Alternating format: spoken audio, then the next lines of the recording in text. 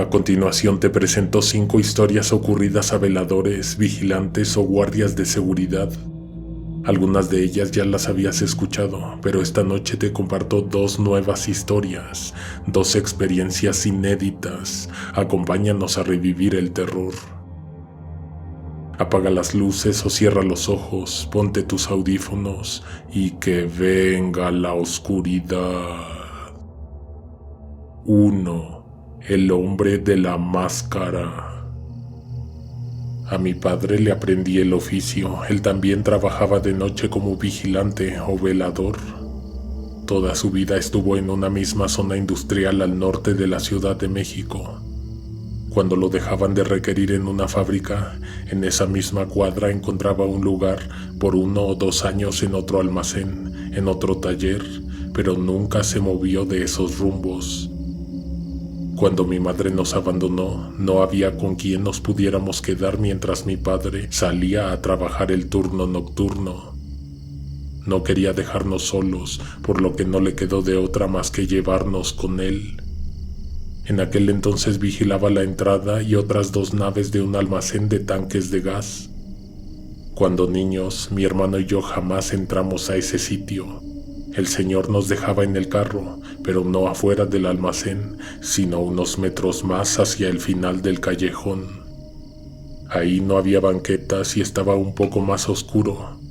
La sombra de un par de pirules que se alzaban a ambos lados de la calle nos cubrían de una potente lámpara de alumbrado público que se erguía frente a la bodega de tanques. En un Volkswagen, un bochito negro, nos quedábamos a dormir. En la tarde nos bañábamos y empacábamos el uniforme en la mochila. Pasábamos la noche en el carro, esperando a que mi señor padre saliera de trabajar y la mañana siguiente nos llevara a la escuela. Estacionaba el coche bajo la sombra de los árboles, no solo para que pudiéramos dormir a oscuras, sino porque a un lado había un predio en donde, en lugar de un vigilante, tenían una jauría de perros que ladraban frenéticamente cuando alguien se acercaba a la entrada. Si de casualidad alguien caminaba muy cerca del coche o se acercaba hacia nosotros con cualquier intención, los bravos perros con sus ladridos avisarían a mi padre. Por costumbre, Raúl se dormía sentado en el sitio del copiloto y yo en los asientos traseros, ambos envueltos en 1 o 2 cobijas para cubrirnos del frío.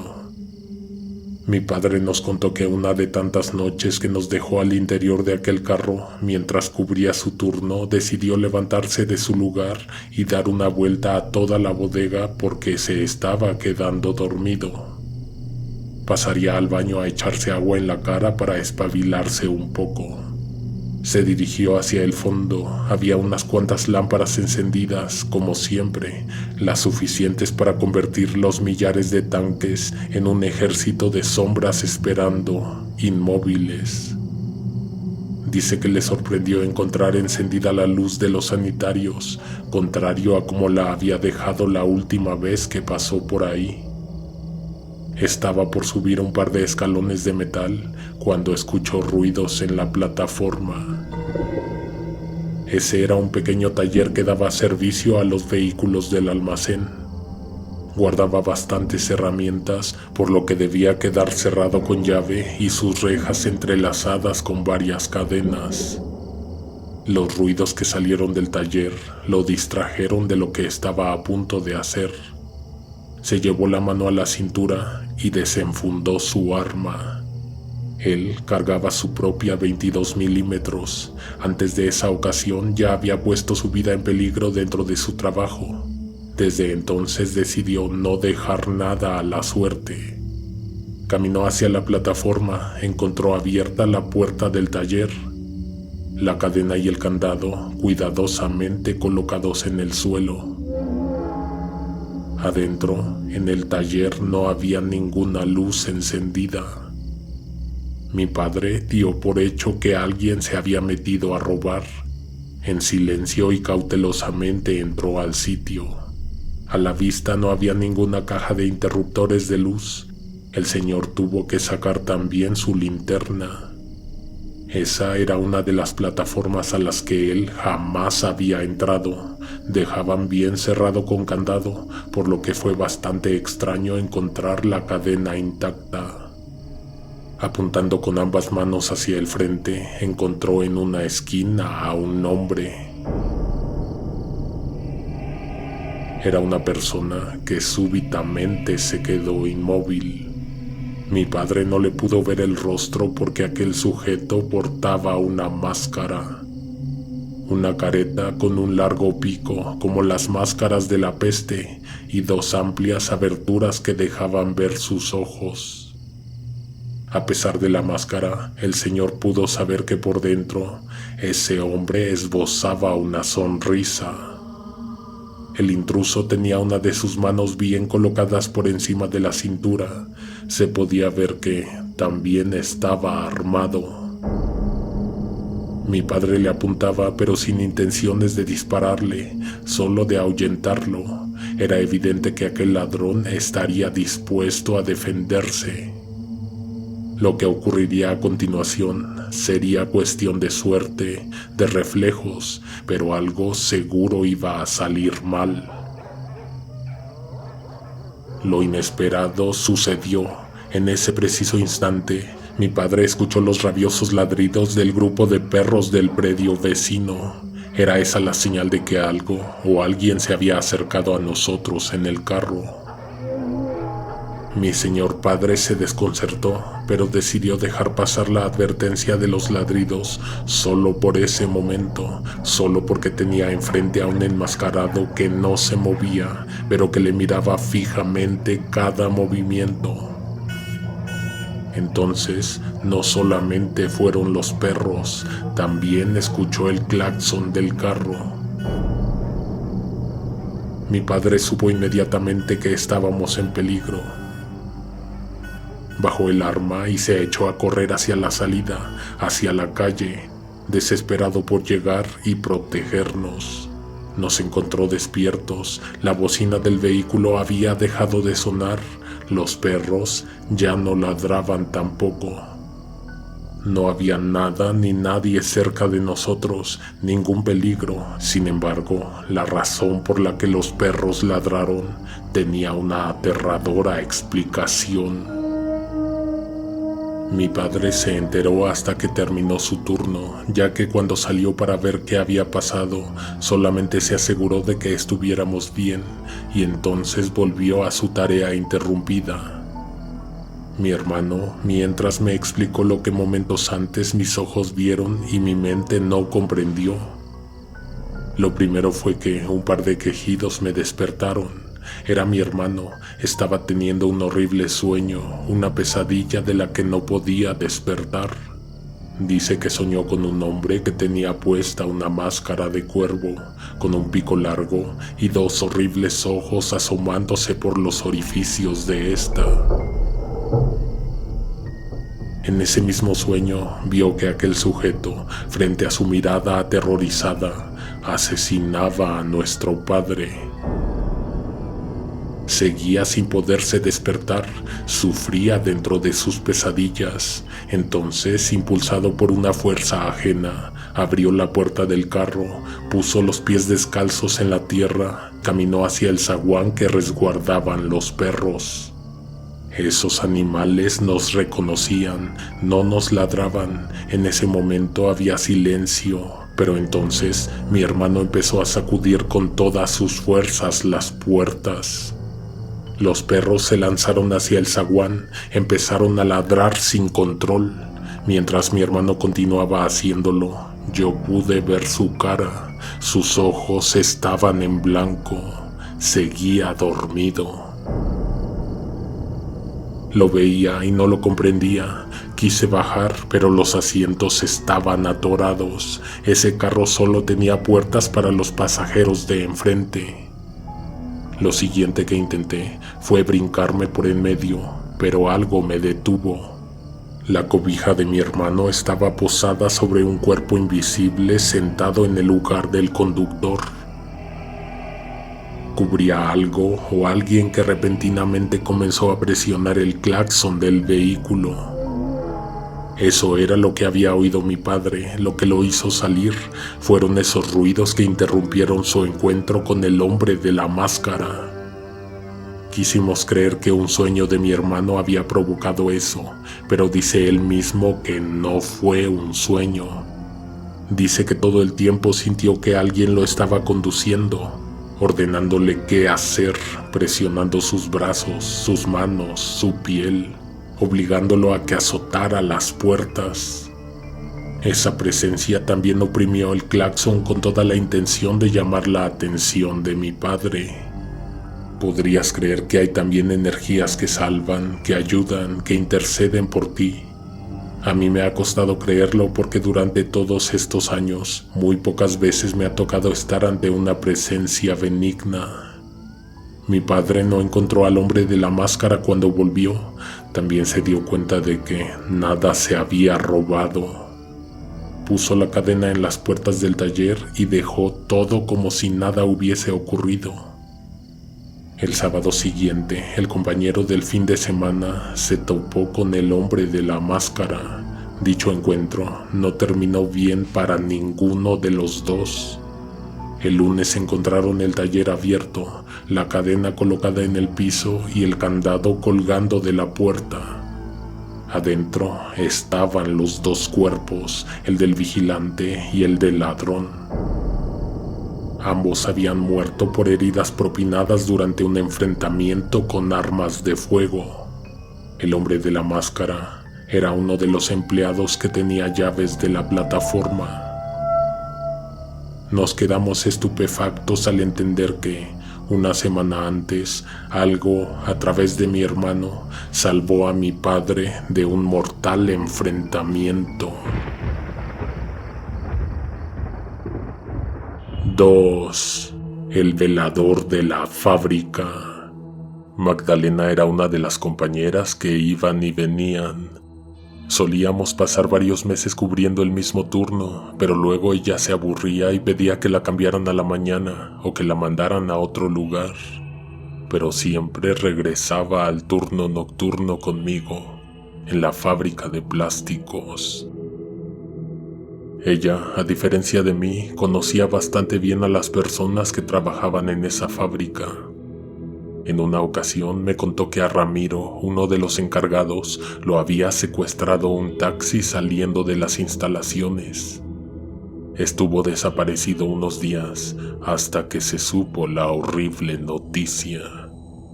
Magda lo conocía bastante bien. En esos meses ella estuvo laborando la jornada matutina. Casi siempre al hacer el cambio conmigo al terminar su turno, se quedaba un rato a platicar. Sobre todo creo que gastaba tiempo para que no le tocara tanto tráfico en el transporte, tantas aglomeraciones en el metro. Recuerdo que una noche se despidió y salió por el amplio portón, dejando tras de ella un silencio profundo. No pasaron más de 5 minutos cuando la llave de la entrada giró dentro de la cerradura y la puerta se abrió. Era Magdalena. Se veía muy mal.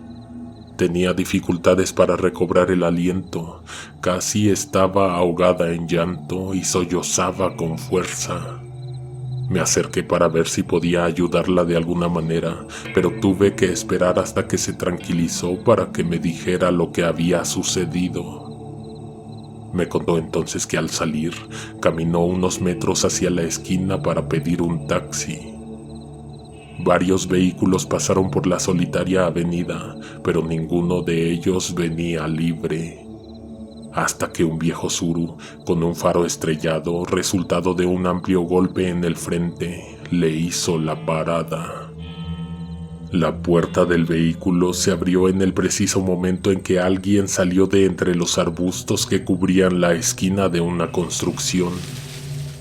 Magda pensó inmediatamente en un secuestro, pero la persona que la tomó del brazo la jaló hacia los matorrales, la hizo caer de espaldas en una jardinera. «No te subas a ese taxi», escuchó ella decir por encima del hombro. Quien la había jalado terminó abrazándola, oprimiendo su pecho y dejándola sin aliento. El taxista cerró la puerta y arrancó quemando llanta en el pavimento. Magda se levantó. No había nadie a su alrededor. Se puso de pie, se acomodó las ropas, volvió a la fábrica, abrió la puerta y se echó a llorar al entrar. Fue Ramiro el que me jaló hacia las jardineras, dijo sollozando. Entonces, al mirar hacia el resquicio de la puerta que había quedado abierta, vimos a un hombre asomado desde el exterior. Era él, Ramiro, el encargado. Ese hombre, o más bien esa aparición, retrocedió y lentamente cerró la puerta. Esa fábrica de plásticos ya ni siquiera existe. Hace tiempo pasé por la calle donde laboré tantos años y no encontré más que un terreno abandonado. En algunas partes se mantenía en pie la construcción que conocí, pero era evidente que pronto sería demolida para dar paso a una nueva edificación. En esa fábrica había una cámara. En 2010 adquirieron una máquina para implementar un nuevo proceso. Imagino que por su costo o su complejidad de uso, la guardaron dentro de una cámara a la cual se le colocó un control biométrico. El uso de dicha máquina solo estaba permitido a quienes se les había otorgado el acceso a la cámara mediante su huella digital y una contraseña que se ingresaba en un teclado numérico. Magdalena me contó eso y también me contó que desde su instalación las puertas de la cámara presentaron fallos, los cuales ya habían causado un accidente.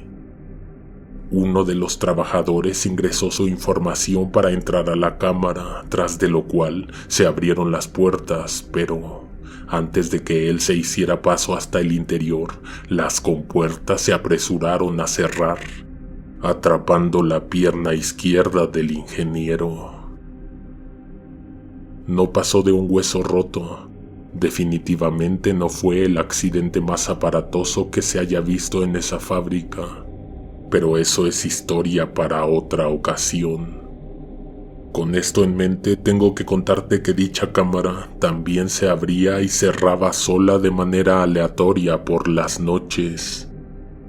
No era de siempre, ni tan seguido. En todo el tiempo en que estuve laborando en las jornadas nocturnas de vigilancia, me tocó presenciarlo a lo mucho 6 veces en un espacio de varios años. Toda vez que sucedió, me encontraba cubriendo mi turno a solas. Lo inquietante no era que se abriera y se cerrara sola, era que cuando se escuchaban las alertas que anunciaban la apertura y posteriormente el cierre de las compuertas, se escuchaban gritos desde adentro. Había un cristal que dejaba ver el interior, pero la cámara era muy grande. Había que caminar siguiendo lo largo de la pared varios pasos hacia el fondo para poder asomarse. Lo que fuese que sucedía dentro ocurría muy cerca de la puerta, por lo que era inútil alejarse tanto para intentar ver algo. Una de esas noches, desde mi escritorio escuché los indicadores electrónicos. Esa no era la primera vez, pero en esa ocasión en particular sucedieron varios eventos que no he logrado olvidar. A las 11:40 firmé la bitácora. Justo había terminado un recorrido programado. Tomé asiento y abrí uno de los cajones del escritorio de metal. Contemplé por un rato mis opciones: encender la radio, hojear una revista, prepararme un café. Entonces apareció un ruido lejano. La primera vez que se escuchó parecía ser algo incidental, alguna herramienta que al haber permanecido mal colocada por unas horas, por fin cedió y cayó al piso. Podría ser cualquier cosa, pero la segunda vez que apareció aquel ruido me dejó saber que no era coincidencia. Había alguien en la fábrica, al fondo, golpeando las máquinas. El sonido se hizo constante y poco a poco fue cambiando de lugar. Se acercaba rápidamente al centro de la fábrica. Me anuncié, notifiqué que ya se había hecho el reporte a la policía. Falso, no era factible llamar sin antes hacer contacto visual con el intruso. De un momento a otro, una extraña sensación me invadió. Venía acompañada de un súbito descenso en la temperatura. No todo el piso de máquinas se encontraba a oscuras, pero casualmente, en donde se estaban produciendo los ruidos, no se podía ver nada. Tomé la linterna y apunté hacia donde las penumbras habían devorado una parte del corredor. Definitivamente había alguien, algo ahí. Desde mi posición era difícil distinguirlo, saber de qué se trataba a ciencia cierta. Había algo así como un lienzo flotando, podría ser una tela o trazas de algún material que parecían estar cubriendo, envolviendo a una cabeza que se azotaba en un tanque de aire de una de las máquinas. No tuve suficiente tiempo para contemplarlo, para encontrarle forma, para saber cuál sería mi siguiente paso. Las luces blancas de las lámparas que colgaban del techo, pero solo las que tenía por encima de mi cabeza, se apagaron. La iluminación que crearon en la fábrica las lámparas del fondo, las únicas encendidas en todo el piso, era fantasmal, inquietante, amenazadora. Poco podía distinguir de mis alrededores a pesar de que tenía encendida la lámpara. Quise culpar al hecho de que la situación me tenía bastante confundido. Entonces algo pasó flotando muy cerca de mí. Hasta se sintió una corriente de aire que esto dejó a su paso. Los ruidos cesaron porque lo que los provocaba se estaba desplazando del lugar. Entonces lo que siguió después fue el ruido de la compuerta. Estaba abriéndose. No tenía sentido llamar a la policía para algo así, pero tampoco la lógica me decía qué hacer. Perseguirlo, ¿para qué? Ahuyentarlo, tal vez. Cuidar el equipo, las máquinas, definitivamente. Caminé hacia la compuerta justo en el momento en que ésta comenzó a cerrarse. Alcancé a ver el interior únicamente por un par de segundos. Ahí dentro había algo espectral, algo que no estaba completamente materializado, pero se veía horrible. Las compuertas se sellaron, se escuchó un último aviso y entonces comenzaron los gritos. Como no había por dónde escapara libremente el sonido del interior de la cámara, los gritos se oían ahogados. Presioné los botones del control de la puerta, pero nada sucedió. Adentro, además de los alaridos, se escuchaban golpes con las herramientas en la máquina. Preocupado por no poder controlar lo que estuviese ocurriendo dentro, corrí entre las penumbras, apuntando hacia el suelo, buscando la ventana de la cámara. Cuando me acerqué y me asomé, encontré un rostro del otro lado. No lo sostenía ningún cuerpo, era solamente un horrible rostro. Por más que lo intenté, no pude sostener la mirada en esa dirección, sobre todo porque la sensación de estar siendo observado no venía únicamente de la cámara. Provenía de entre los metales retorcidos que constituían las máquinas a mis espaldas. Sucedía con muy poca frecuencia, pero era un evento que yo ya tenía bien identificado. La primera ocasión, los ingenieros entraron a la cámara al día siguiente y encontraron destrozos. Las bitácoras estaban en el suelo, despedazadas, las herramientas esparcidas por todas partes, algunas de las cuales se habían usado para romper cristales dentro de la cámara. Los muebles de metal y de madera tenían abolladuras y golpes. Magda me lo contó la tarde siguiente. Me dijo con detalle cómo habían encontrado el mobiliario. No me atreví a decirle nada. No quería que me hicieran preguntas. No tenía intenciones de explicar algo que podría sonar como una locura, como algo inventado. Los ingenieros revisaron las cámaras de seguridad. Eso era un hecho, solamente que nunca nos enteramos de lo que vieron. En esa misma fábrica nos tocó vivir una experiencia que al contar y recordarlo me pone nervioso. Manuel era mi compañero en aquel entonces, época en la que hubo bastante rotación de personal. Usábamos radios, sobre todo cuando recorríamos las instalaciones. Nos separábamos, mandábamos notificaciones del estado en que íbamos encontrando las distintas áreas de la fábrica. Generalmente las cosas aparecían en su sitio, no había novedad.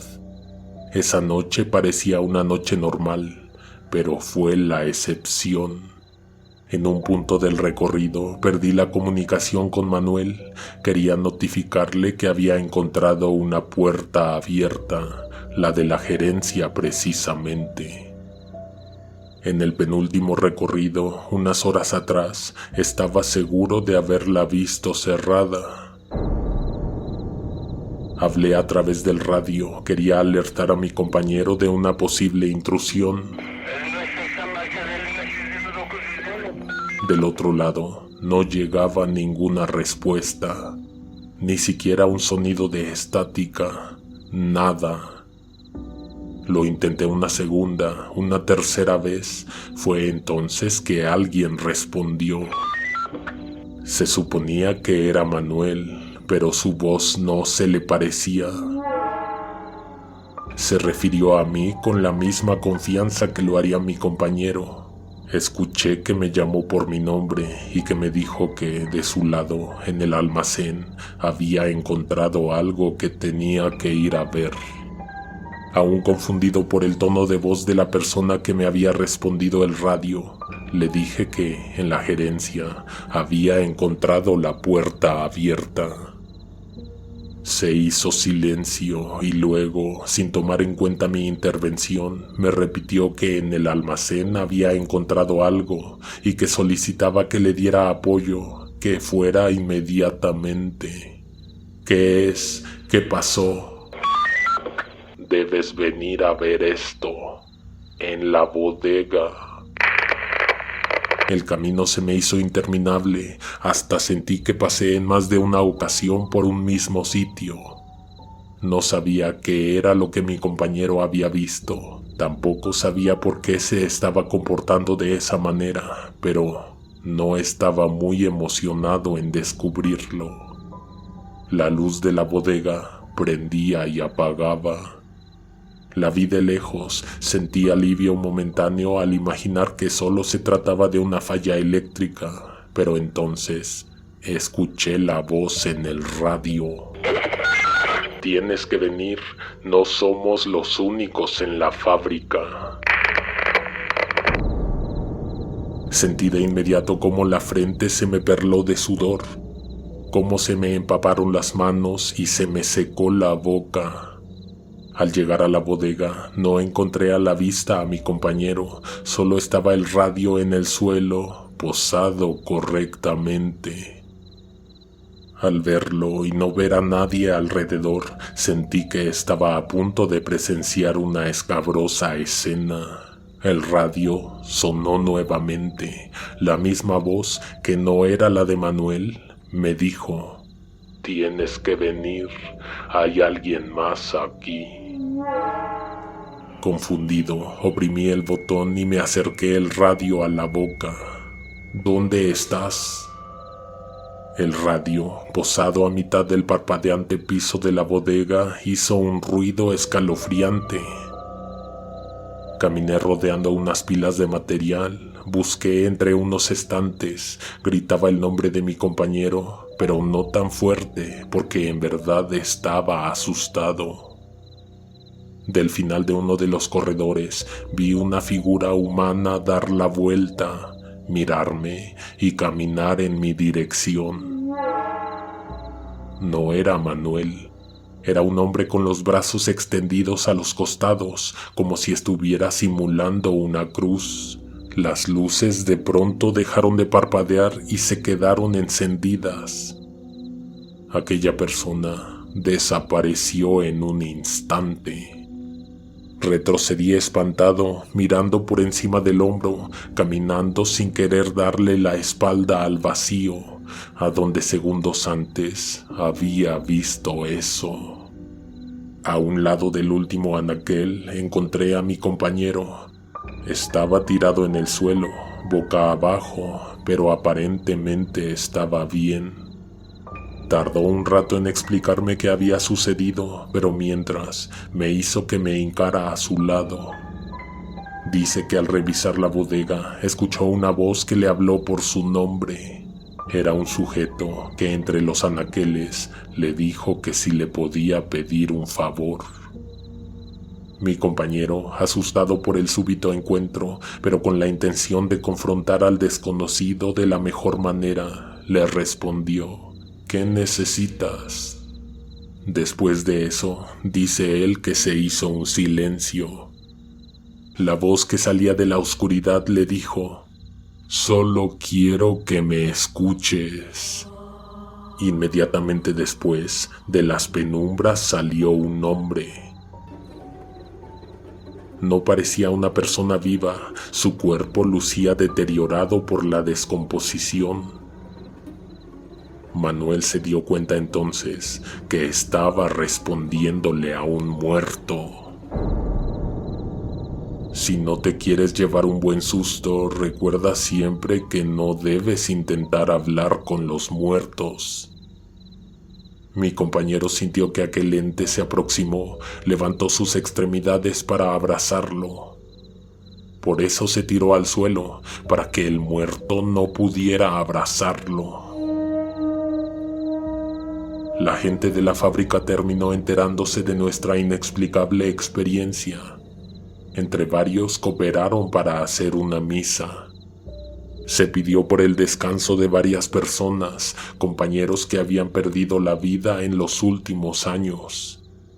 Tenía sentido para ellos porque de día eran constantes las señales de que algo habitaba la bodega.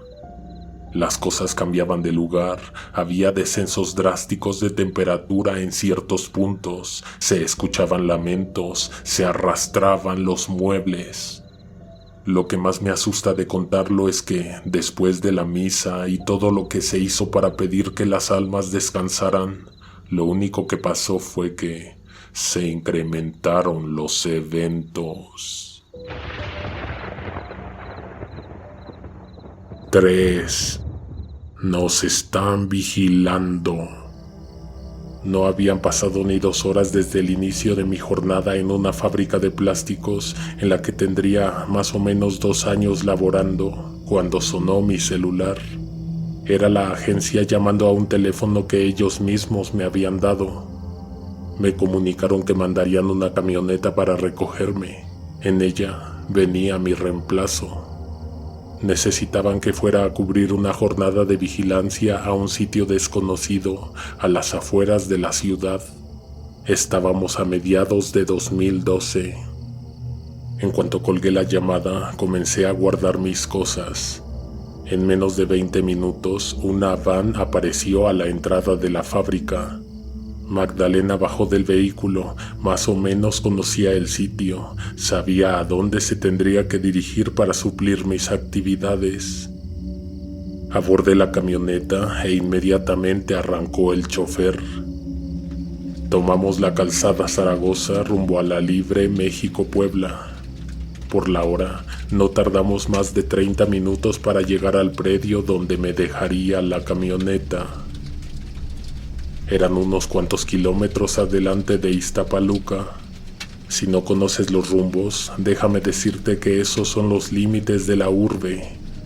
Antes del comienzo de la solitaria carretera hay una zona semi-industrial, terrenos muy grandes, enormes vacíos entre construcciones. A unas calles de la carretera había un predio abandonado, tenía unos locales al fondo, aparentemente vacíos y fuera de servicio, pero lo que me habían mandado a cuidar eran unos camiones, autobuses de pasajeros estacionados en los límites del terreno. Ahí no había ni una silla para sentarse, y mucho menos una mesa para elaborar el reporte. El chofer de la camioneta me dejó en la entrada, pero antes de marcharse se aseguró de que mi empleadora supiera que habíamos llegado al predio. En cuanto timbró mi celular, el compañero encendió la camioneta y arrancó de vuelta hacia la carretera. Mi jefa llamaba para darme unas cuantas instrucciones y ninguna explicación. Por último me dijo que a las 6 de la mañana volvería la camioneta por mí, ya que daba por hecho que yo no sabía en qué parte remota del paisaje me encontraba. Cuando se terminó la llamada, me quedé pensando que en ningún momento me preguntaron si quería pasar la madrugada en un sitio abandonado. Lo que apreciaban mis ojos eran kilómetros de pura oscuridad. Así como vi que los camiones estaban iluminados por la luz de la luna y la enorme explanada, también vi a una persona. En cuanto se cruzaron nuestras miradas, aquel sujeto levantó el brazo, no como un saludo, solamente lo alzó. Antes de hacer cualquier conjetura, saqué mi lámpara para alumbrar mi camino. No sabía si estaría acompañado de alguien más. De pronto se me vino la idea de que podría tratarse de un intruso que aprovechó el tiempo en que el predio estuvo sin vigilancia. Caminaba en su dirección, pero aún me encontraba muy lejos de él. Cuando le apunté con la lámpara, lo vi ponerse de pie. Estaba de rodillas cuando lo encontré. Al verlo iluminado por la potente lámpara, me sorprendió su altura, también su complexión, su figura, su rostro. Esa demoníaca sonrisa dibujada en su cara más bien parecía una mueca de dolor. Aquel sujeto se dio la vuelta y se echó a andar hacia los autobuses. Caminaba encorvado y con dificultad. Le pregunté quién era y qué hacía ahí, pero no se detuvo ni volteó a responder. Su comportamiento resultaba bastante sospechoso, por lo que no me quedó de otra más que perseguirlo. Para serte sincero, tengo que confesar que me dio pavor ir tras de él. Lo poco que había visto de su persona era bastante extraño. No solo era su tamaño, sino la manera en que se movía. Las cosas se ponían más extrañas a cada segundo. Ante mí, casi a la mitad de la extensa explanada, pude notar el punto exacto en el que había encontrado a ese hombre o a esa criatura de rodillas. Había una masa oscura, un charco marrón. De lejos parecían vísceras. El pensamiento que pasó por mi mente me provocó escalofríos. Antes de acercarme lo suficiente, también sentí náuseas. Apunté con la linterna y encontré varias víboras seccionadas, bañadas de rojo. Alguien se estaba dando un festín con ellas. A partir de ese punto había huellas de pies formadas con tierra y sangre. Tuve que escupir el horrible y amargo sabor que se formó en mi boca. tratando de reunir fuerzas y valor para enfrentar a esa criatura, pero también recordando que como arma solo contaba con una macana y un spray de pimienta. Comencé a seguir el rastro de pisadas. Si toda la explanada y el predio estaban oscuros, la parte donde estaban estacionados los camiones lo estaban más. Aquella cosa precisamente se había ido a esconder entre los altos autobuses. Moviendo de izquierda a derecha la lámpara, trataba de reconocer el terreno, buscaba los límites, quería asegurarme de que no hubiera alguien más de quien tuviera que cuidarme. En todo momento lancé advertencias, le dije que estaba armado, aunque no fuera cierto. Le grité que llamaría a la policía porque no tenía permitido ingresar a esa propiedad. Metí la mano a la bolsa para sacar el celular, pero recordé que no tenía la dirección del predio, por lo que sería imposible pedir ayuda. No refuerzos, ayuda. Con bastante temor inspeccioné el primer corredor formado entre los camiones más cercanos. Luego miré en el segundo. Las huellas conducían hasta el final, pero aún así no dejé la oportunidad de verificar en cada rincón, incluso por debajo de los autobuses. Cuando llegué al final, encontré a esa criatura esperándome. Estaba agachado, las rodillas flexionadas y sus manos reposando sobre sus piernas. Su cara quedó a la altura de mi cara. La sorpresa me provocó un sobresalto. Quise echarme a correr, pero no pude. Una energía debilitó mi cuerpo y me dejó inmóvil mirando aquel horrible rostro, que definitivamente no era algo humano. Del fondo, en dirección hacia el oscuro vacío, apareció una luz azul. Era muy tenue y estaba un tanto curvada. Lentamente se aproximó hacia nosotros, haciendo más oscuros nuestros alrededores. Aquella era una pesada mancha en el cielo que parecía que en cualquier momento caería sobre la tierra y nos aplastaría. Haciendo un gran esfuerzo, logré quitar la mirada de la espantosa cara que tenía de frente y miré hacia lo alto. Pero no pude ver nada. Definitivamente se trataba de una nave flotando por encima de mi cabeza, pero mis ojos no podían reconocer lo que veían.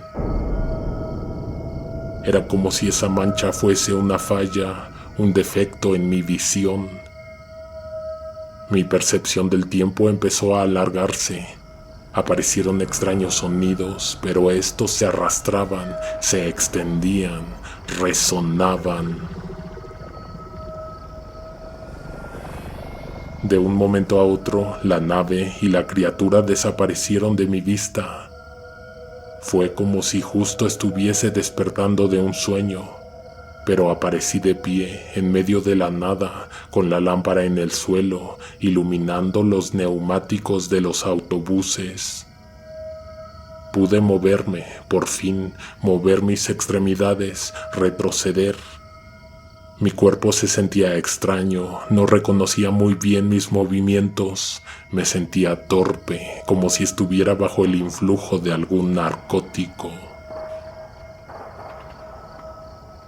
A mis alrededores, y me refiero al pueblo que tenía a unos kilómetros, empezaron a escucharse disparos. Se veían pequeños destellos salir de las casas enclavadas en el cerro.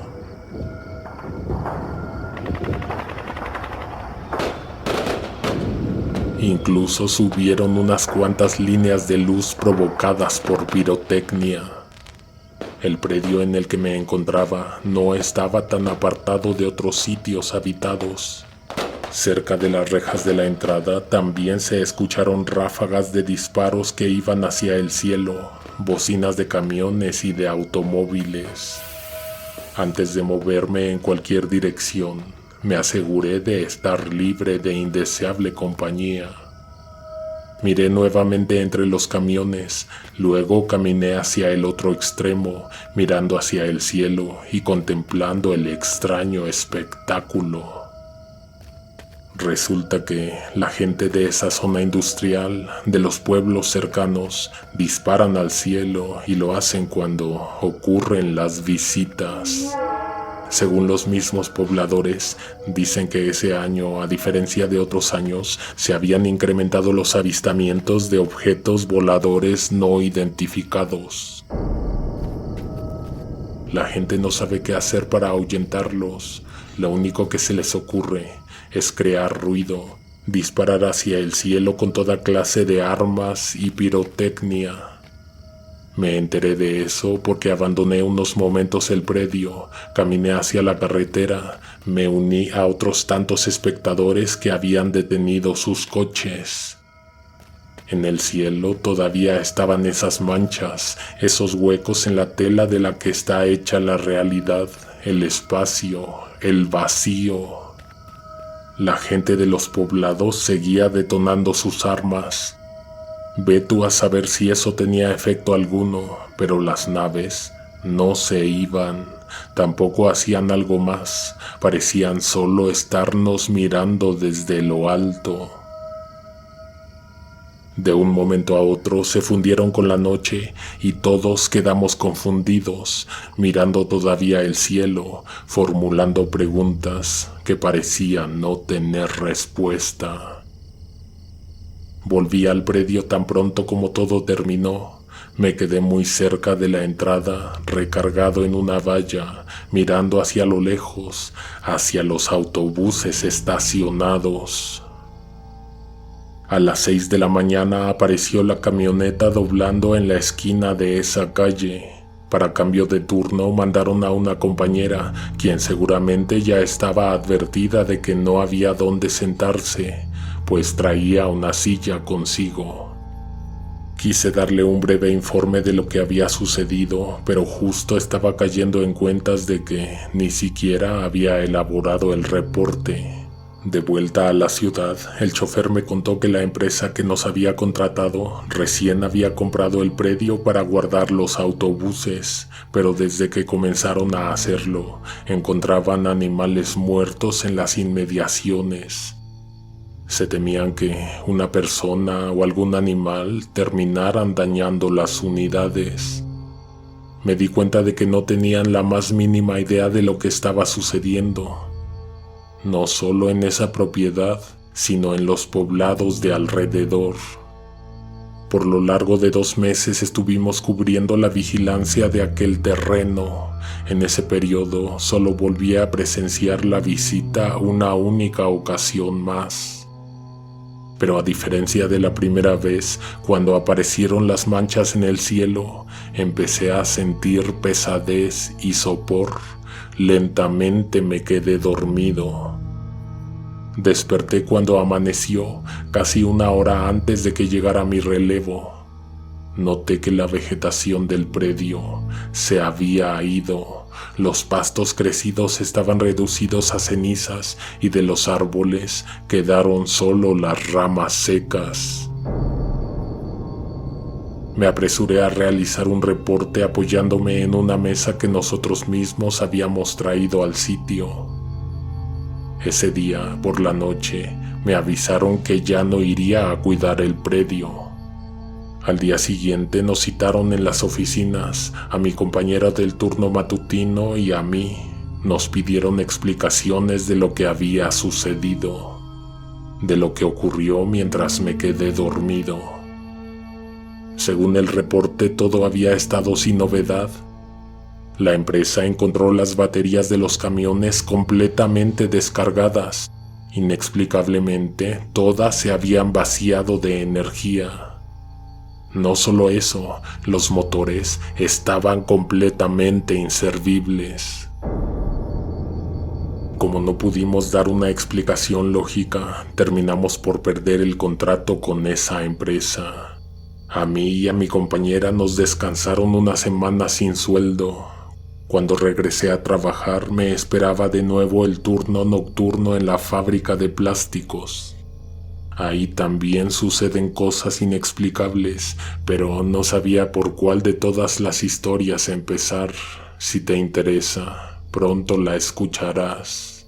Gracias. 4. 12 horas en el rastro. Llegamos un cuarto de hora antes de las 6 de la tarde. En la entrada del estacionamiento nos esperaba una señora que se presentó como una de las ex empleadas de limpieza de las oficinas. Ese día terminaba su contrato, por lo que tenía sentido encontrarla impaciente y un poco molesta, deseosa de marcharse de inmediato de aquel sitio. No la retuvimos más que para que nos entregara algunas llaves y para decirnos que, con mucho esfuerzo, había jalado unos escritorios con sus respectivas sillas y un par de extensiones eléctricas hasta la entrada del edificio. Reubicar dicho mobiliario en un sitio con buena vista para hacer la vigilancia de la propiedad era tarea de nosotros. También nos avisó que el edificio y las 2 naves tenían restringido el acceso. La dirección se había encargado de cerrarlas bien y no necesitaban más que vigilancia exterior. Desde la agencia nos dieron la instrucción de solo vigilar la entrada del estacionamiento y el exterior de los edificios. Por la madrugada, un camión había destruido las puertas automáticas al hacer una maniobra en reversa. La mujer se despidió deseándonos suerte reiteradamente. Mi compañero dice que incluso la vio santiguarnos y santiguarse ella. Por mi parte, no imaginaba en ese momento que aquellas últimas palabras que salieron de boca de la señora eran en realidad un pequeño aviso de lo que se nos vendría al caer la noche. Dimos un recorrido por las instalaciones y analizamos el terreno. Establecimos 2 puntos dentro de la propiedad, uno en la entrada del estacionamiento y el otro en la explanada adyacente. Ambos quedaron cerca de las casetas de vigilancia de esa empresa, pero como las dejaron bien cerradas, no nos quedó de otra más que instalarnos a la intemperie. De los contactos eléctricos que esas mismas casetas tenían al exterior, conectamos los radios con sus cargadores. En las primeras horas no hubo novedad. Cada quien hizo sus rondas acompañado únicamente con su radio. Las confirmaciones verbales se hacían cada que se despejaba un área. Mi compañero cubría la entrada del estacionamiento. En un día normal, por ahí entrarían los camiones cargados con animales. De frente, a unos 100 metros, tenían los corrales, los cuales estaban bien cerrados. De mi lado, las naves donde se realiza el horrible proceso. He trabajado en lugares como ese antes, solo que de día y con las instalaciones en pleno funcionamiento. Por eso te puedo decir que son esas naves de donde vienen los alaridos.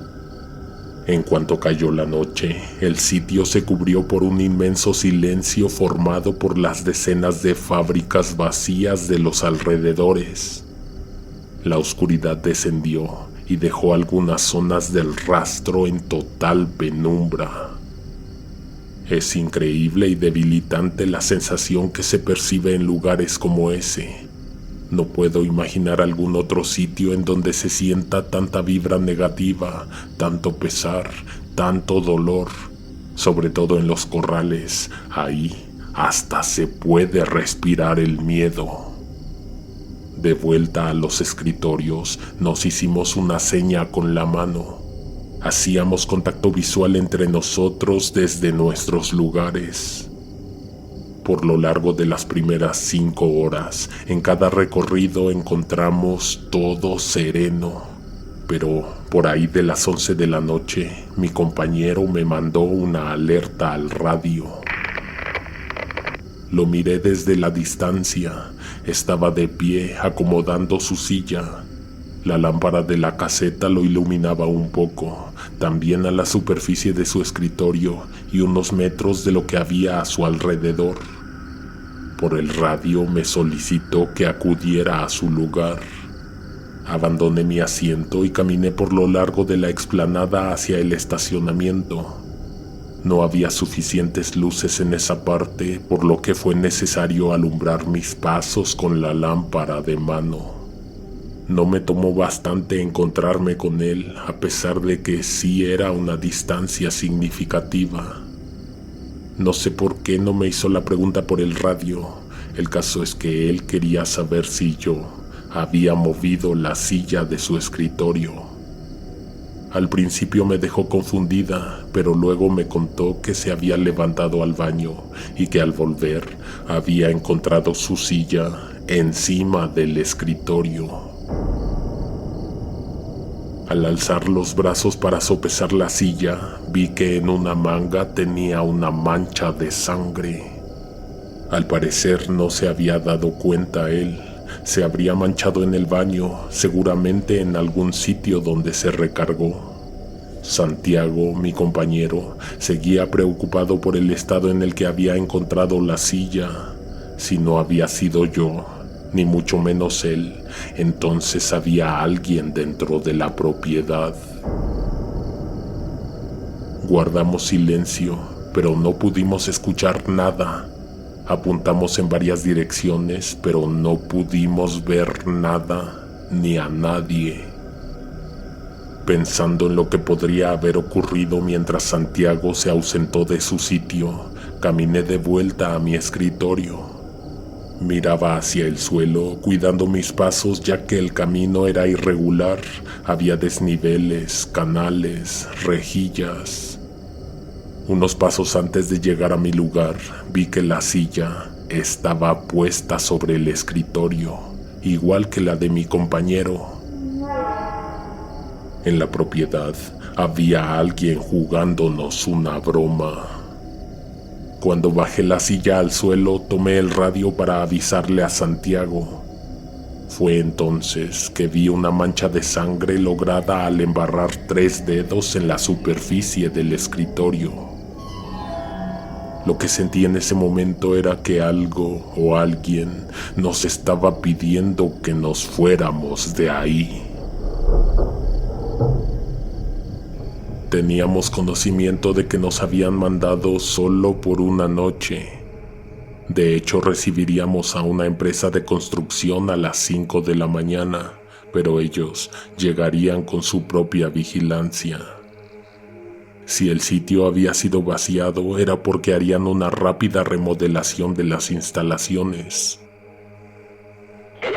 Usé el radio para decirle a mi compañero que, de vuelta a mi lugar, yo también había encontrado lo mismo, incluyendo la mancha de sangre que seguramente él había limpiado inadvertidamente con la manga de su chamarra.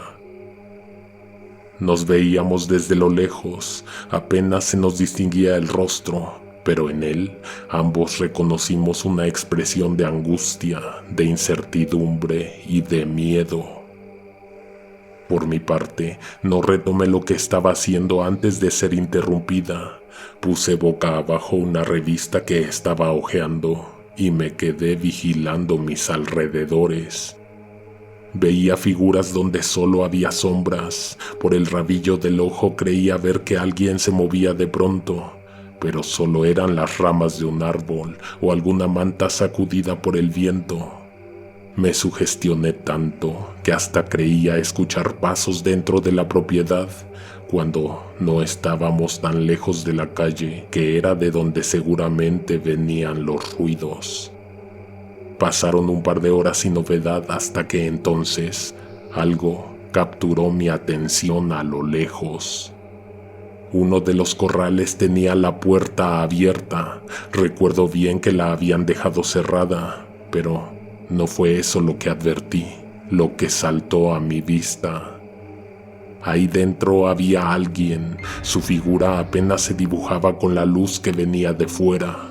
Miré a mi compañero. Él estaba viendo en esa misma dirección y tenía el radio en la mano. La diferencia era que él estaba mucho más cerca del corral y de la persona que estaba en la entrada. Probablemente hasta estarían haciendo contacto visual. Santiago se acercó el radio a los labios al tiempo en que la alerta en mi propio radio sonó. Todavía él no decía nada, pero yo me adelanté a responderle que también lo había visto. Cargaba con mi propio inmovilizador eléctrico de largo rango, el cual inmediatamente empuñé en la derecha y caminé apuntando hacia la entrada de la nave. Mi compañero no se movía de su lugar. Hizo sonar de nuevo la radio y me dijo que apagara la lámpara y que fuera sin hacer ruido.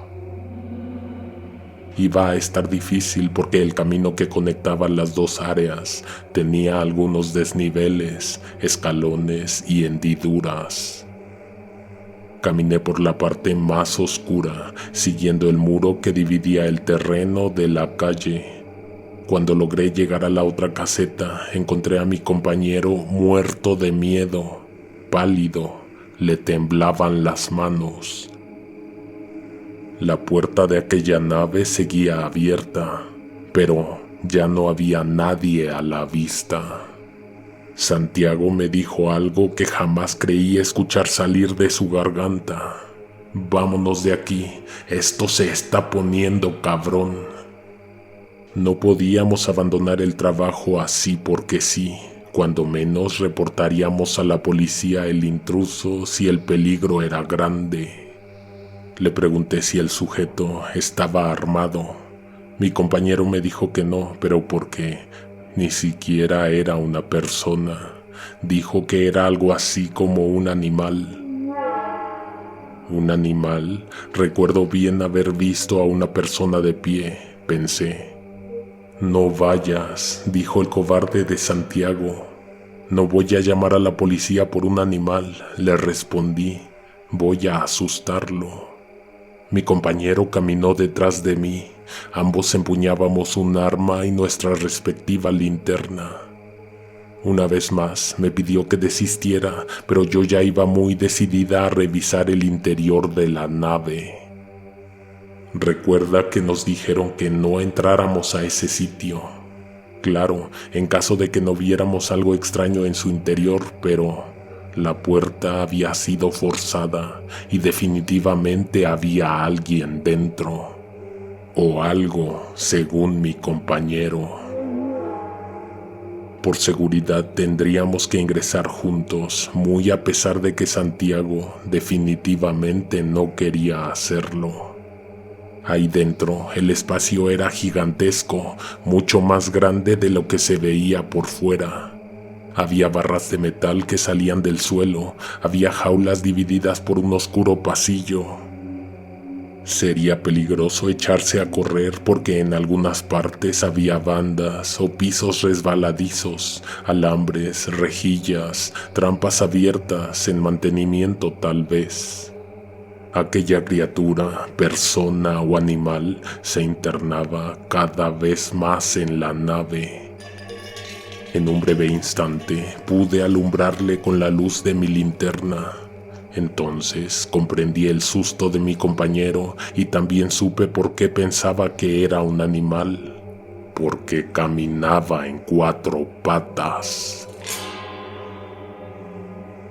No obstante, yo logré ver un torso, una cabeza humana.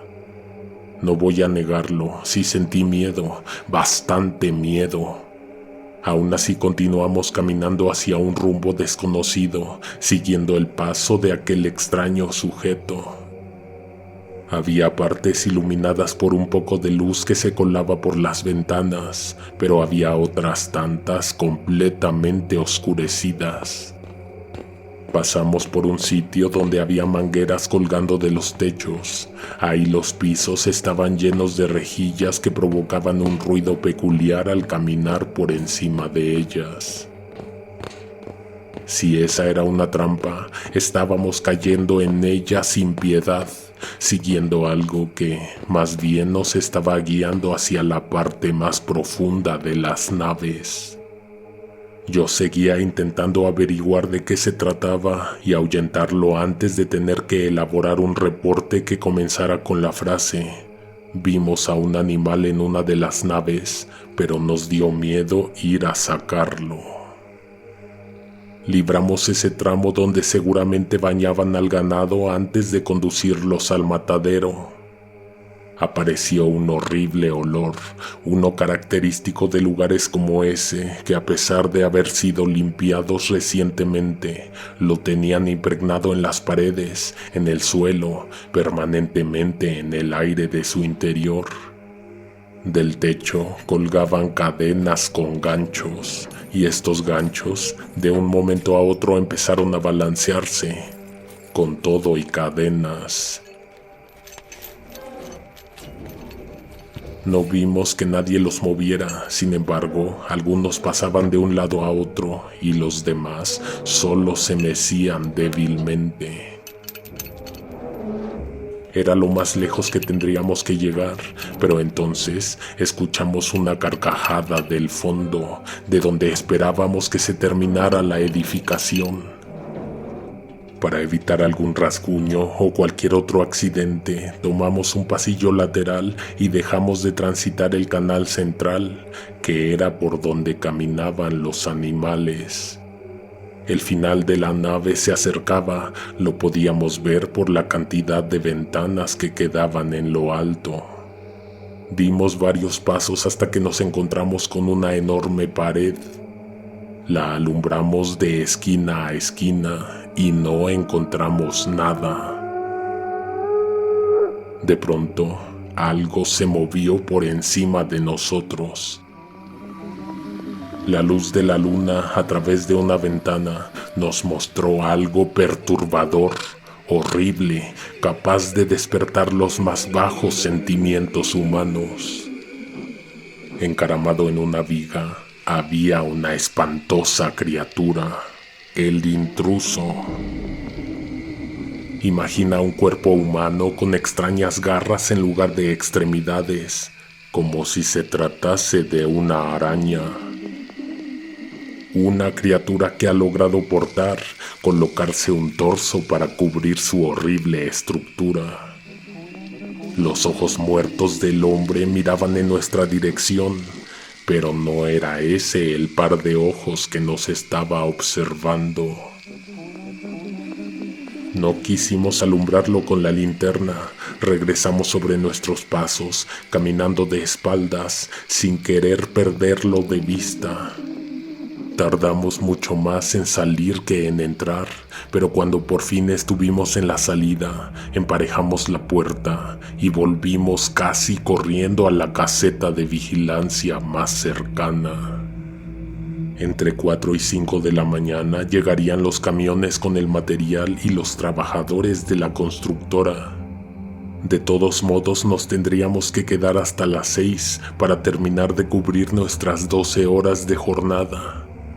A pesar de que seguíamos ahí, cubiertos por la oscuridad de la madrugada y con el susto todavía atravesado en la garganta, nos sentimos aliviados de no tener que regresar nunca jamás a esa planta. Cuando aparecieron más tarde los trabajadores, les escuchamos decir que algunos de ellos ya habían laborado antes en ese sitio y que las cosas que llegaron a ver y a oír por las noches les quitaron el sueño por varias semanas. Nada como lo que nosotros vimos o creímos ver, pero aún así, experiencias espeluznantes, dignas de otra noche de relatos. 5. Los perros. Los 70 eran otros años. Mi padre trabajaba por su cuenta en una zona industrial del norte de la ciudad. Desde niño, por muchos años esos fueron también mis rumbos. Como te conté antes, mi hermano y yo llegamos a dormir afuera de la bodega, dentro del coche de mi papá. Muchos años después, la agencia me mandó a esas mismas naves, a los almacenes de tanques. Los árboles seguían en su lugar, pero las fábricas, los predios, las fachadas de las empresas habían cambiado. Mi memoria se refrescó cuando escuché los ladridos de los perros de aquel viejo portón. Definitivamente nuevos perros habían sustituido a los viejos. Me recordó aquellas tantas ocasiones en que nos despertaron, nos avisaban que mi padre había terminado su turno, ladraban cuando lo escuchaban acercarse al carro. Esos perros de alguna manera también nos cuidaron a nosotros, de noche. No solo eso me vino a la mente, no solo ese pasaje de mi infancia, sino otros tantos más, como el que te conté al principio. También me vino el recuerdo de mi padre. Me dolió acordarme de las dificultades que nos enfrentamos cuando nos dejó mi mamá. Mi padre siempre tuvo que hacer malabares con nosotros para no dejarnos solos, para no dejarnos con hambre. Estuve 4 meses cuidando el almacén. Nunca vi nada ahí, nunca enfrenté ninguna dificultad. El día en que terminó mi asignación a esa zona, salí a las 9 de la noche. Ahí nunca me tocó el turno nocturno, pero en esa ocasión mi relevo no llegaba y lo tuve que esperar hasta después del anochecer. Cuando por fin salí, subí al carro, me quedé un rato observando mis alrededores, despidiéndome de un lugar que guardaba tanto de mi infancia. Sin siquiera esperármelo, escuché el frenético ladrido de los perros. Se aventaban contra el portón, los sacudían. Miré por el espejo retrovisor y vi algo que me hizo voltear, abrir la puerta, salir del vehículo, echarme a llorar. Ahí mismo estaba mi padre, se veía solo como una sombra, una silueta delineada. Su cabeza la tenía un poco reclinada hacia la derecha. Esa era su postura de siempre. Él había fallecido unas décadas atrás, cuando yo había cumplido 17 años, y desde entonces jamás había vuelto a sentir esa calidez que se apagó en mí cuando él se fue. Los perros dejaron de ladrar cuando su silueta se desvaneció entre la noche.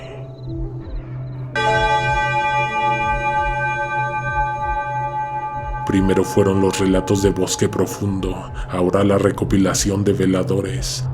Quédate pendiente para una nueva actualización de experiencias en funerarias. Nos escuchamos antes de lo esperado. Alguien te observa en la oscuridad.